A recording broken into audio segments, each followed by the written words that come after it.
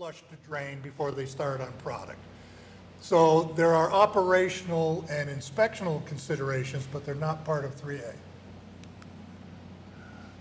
Where components are close coupled, the intervening product contact space needs to be less than, close coupled means how close you can get a valve to a tank lining.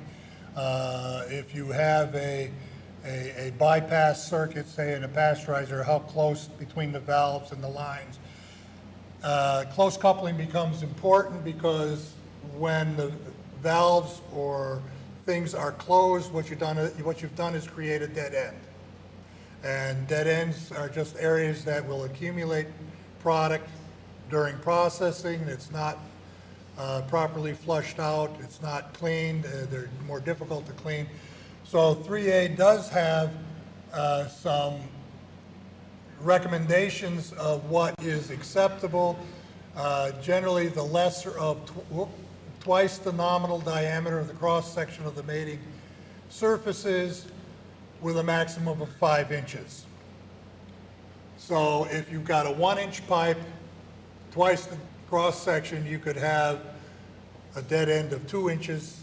If you have a 5-inch pipe, the biggest dead end you can have is 5 inches. You can't go to 10. It is believed that with those dimensions, that's the maximum where you can essentially get enough recirculation going in turbulence in the pipe to flush out things that are caught in this dead end area. Fittings for temperature sensing devices, which becomes important in the grade A side of the market, that you want to make sure that products are constantly kept cold or below 45 or above 140. So you want the temperature sensors set so that it's no higher than 20% of the capacity of the vessel. You want to make sure that you get the temperature sensor down low enough that you're really catching the temperature of the product before it gets up too high and starts to warm up. So location of temperature sensing devices is an important aspect. We talked about removable or bonding of gaskets. There are specific requirements on gasket retaining grooves for removable gaskets. And here the gasket retaining grooves need to be no more than 1/4 inch in depth and be less than 1/4 inch wide, except those for standard O-rings. And here again, within the 3A standards and in the practices, there are some graphs and tables that show the various sizes and requirements of O-rings. So there are charts and guides in the standards that help you differentiate what you want on O-rings. Gaskets between flat sealing surfaces shall be substantially flush with the product contact surfaces. Junctures shall create a crevice feed joint without any supported gasket materials. Here again, if you're looking at a gasket up here between flat sealing surfaces, you don't want the gasket to stop here, because now you've got a little pocket that if it's on a horizontal, things will collect in there. If it's on a vertical surface, you'll have things collecting on the bottom, but you also have a shadow area on the top of the groove that is very difficult or impossible to clean. You also don't want the gasket to extrude out with a flap of unsupported gasket. Now you've got a ledge here and a shadow area here. The other thing that you don't want is you don't want the fabricator to break the edges on the gasket or on the material, so that you have rounded radius corners, because if you bring the gasket out to the product contact surface, you get two little decreasing angles here as it meets into that radius corner. And of course they like to break these corners so it doesn't cut the gasket. But what you want on a gasket is a nice, sharp, 270-degree angle that's got a nice, sharp, almost a knife edge on the edge, so that this becomes the sealing point with the gasket. So it seals right here. Doesn't seal back here and leave a crevice, that it seals right on the inner edge.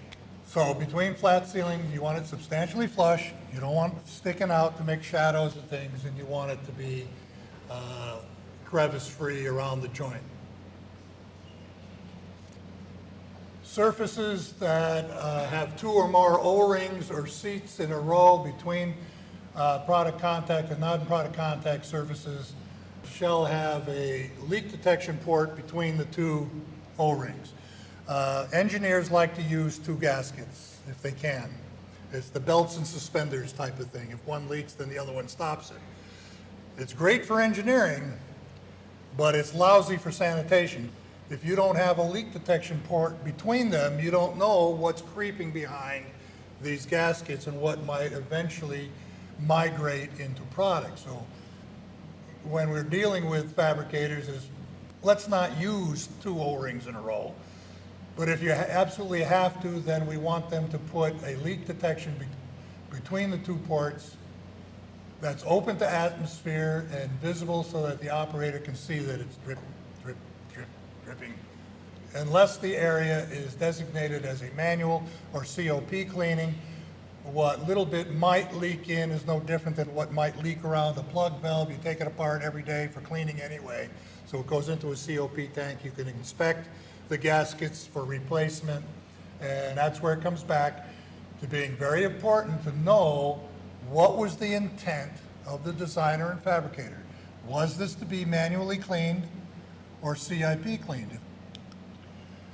Gasketed joints employing recessed O-rings or seals which are intended for CIP, again, we want them substantially flush to the inner surface and part of the O-ring exposed so that it's exposed to the cleaning solutions and can be properly cleaned.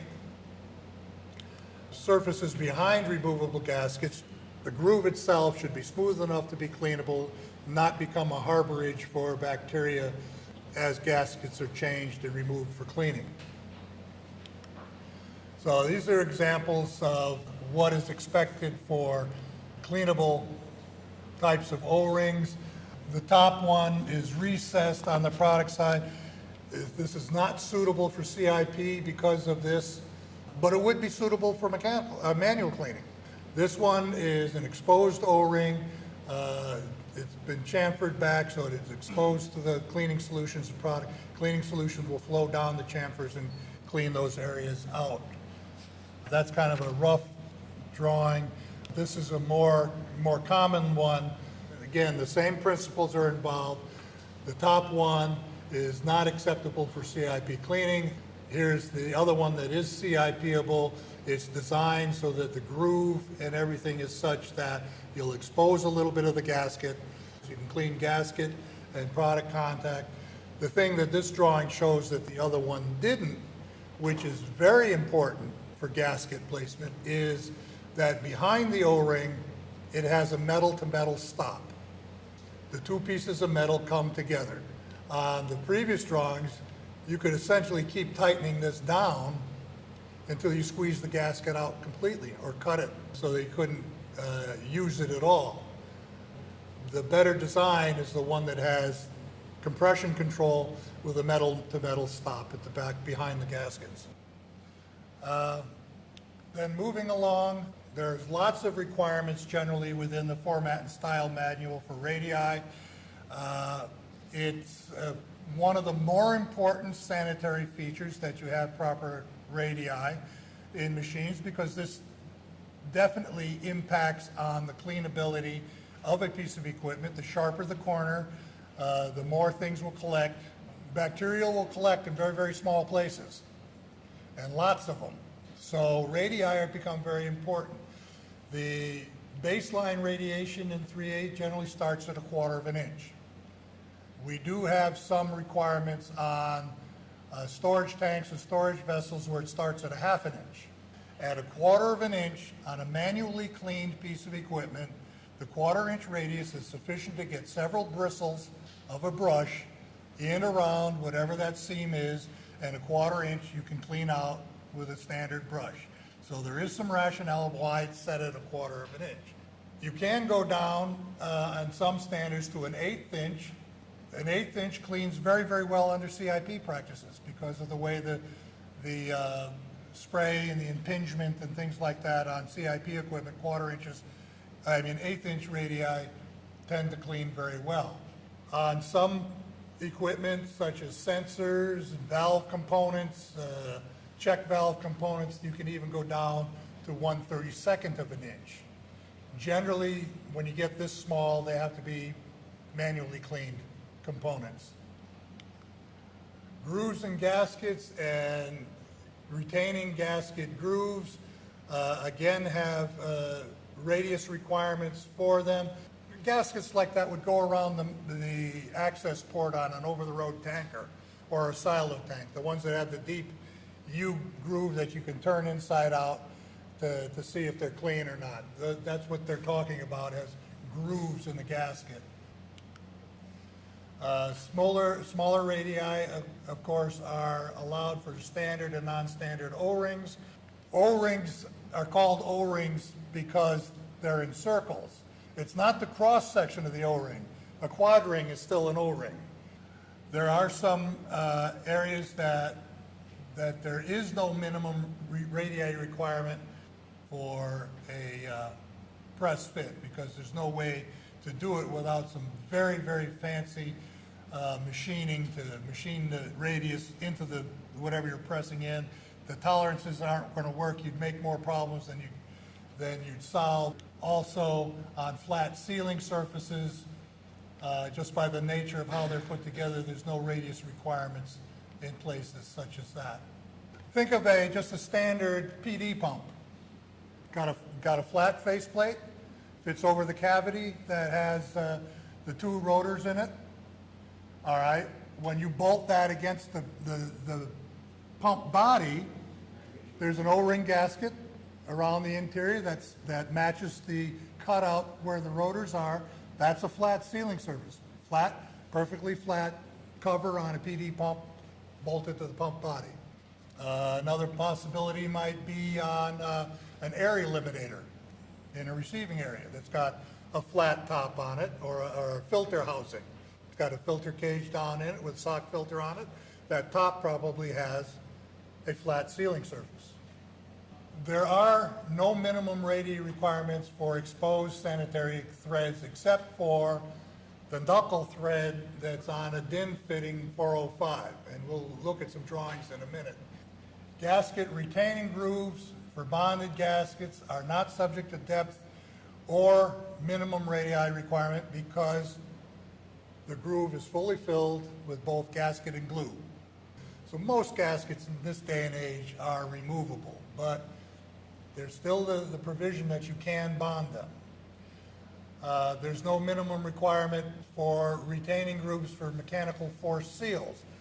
Again, on these seals, the geometric shape of the groove is vitally important to the sealing. They're engineered so that the groove and the gasket mate exactly together. They're not generally subjected to product, and they're only come into aspect if the gasket fails or you remove the gasket and then they're open for inspection. You can clean them.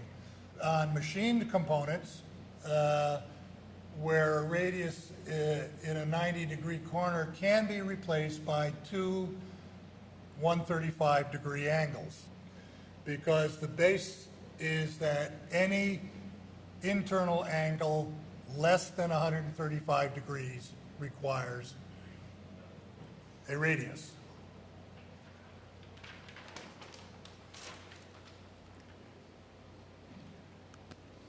So if you have a 135-degree angle here, and this is 135 degrees, there is no radius requirement in this corner. It's open enough. That's a 90 and a 45. However, one option is, instead of putting a radius in some machine spaces, that you put two of these 135s together, so that you have 135.